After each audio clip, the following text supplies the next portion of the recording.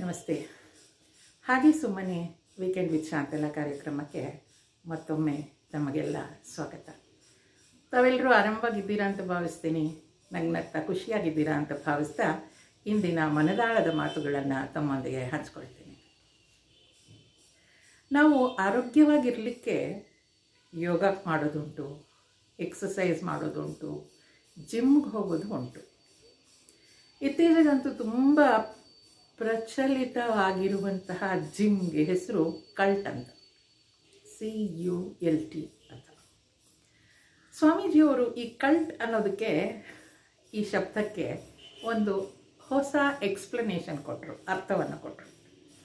ಏನಪ್ಪ ಅಂದರೆ, ಸಿಗೆ ಚಾಂಟ್ ಭಗವದ್ಗೀತಾ,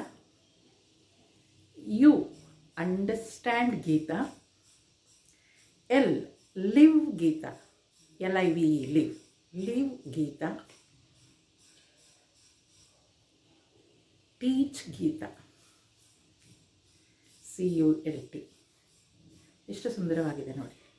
ನಾವು ಸಣ್ಣ ಮಕ್ಕಳಿಗೆಲ್ಲ ಅದನ್ನೇ ಮಾಡೋದು, ಏನೋ ಭಗವದ್ಗೀತೆಯನ್ನು ಕಲಿಸ್ತೀವಿ. ಆದರೆ ದೊಡ್ಡವರು ಬರೀ ಅದನ್ನು ಕಲಿಯೋದಕ್ಕೆ ಅಂತಂದರೆ ಉಚ್ಚಾರಣೆ ಮಾಡೋದು, ಚಾಂಟ್ ಮಾಡೋದು ಅಷ್ಟಕ್ಕೆ ನಿಲ್ಲಿಸಬಾರ್ದು. Understand, live and teach Gita, ಅಲ್ಲಿಗೆ ಹೋಗಬೇಕು ಅಂತ ಹೇಳ್ತಾರೆ.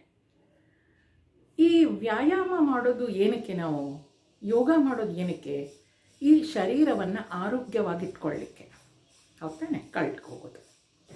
ಅಲ್ಲಿ ವ್ಯಾಯಾಮ ಮಾಡೋದ್ರಿಂದ ನಾವು ದಿನನಿತ್ಯದ ಕಾರ್ಯಗಳನ್ನು ಮಾಡಲಿಕ್ಕೆ ಅಥವಾ ಸುಂದರವಾಗಿ ಕಾಣಲಿಕ್ಕೆ ಅದು ನಮಗೆ ಸಹಾಯ ಮಾಡುತ್ತೆ.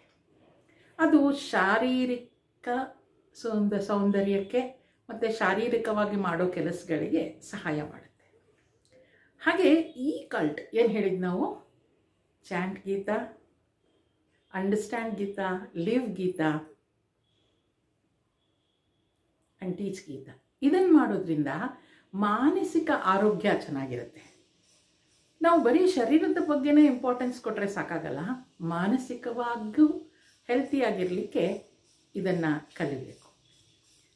ಈ CULT ಕಲ್ಟ್ ಶಾರೀರಿಕವಾಗಿ ಮಾನಸಿಕವಾಗಿ ಎರಡೂ ಕೂಡ ಆರೋಗ್ಯವಾಗಿದ್ದರೆ ಜೀವನ ಬಹಳ ಸುಂದರವಾಗಿರುತ್ತೆ. ಪ್ರಯತ್ನ ಮಾಡಿ ನೋಡಿ. ತಮಗೂ ಹೌದು ಅಂತ ಅನಿಸಿದರೆ ನಾನು ಕಾಮೆಂಟ್ ಬಾಕ್ಸಲ್ಲಿ ಕಾಮೆಂಟ್ ಮಾಡಿರಿ. ಮತ್ತೆ ಸಿಗ್ತೀನಿ ಹಾಗೆ ಸುಮ್ಮನೆ ವೀಕೆಂಡ್ ವಿತ್ ಶಾಂತಲಾ ಕಾರ್ಯಕ್ರಮ.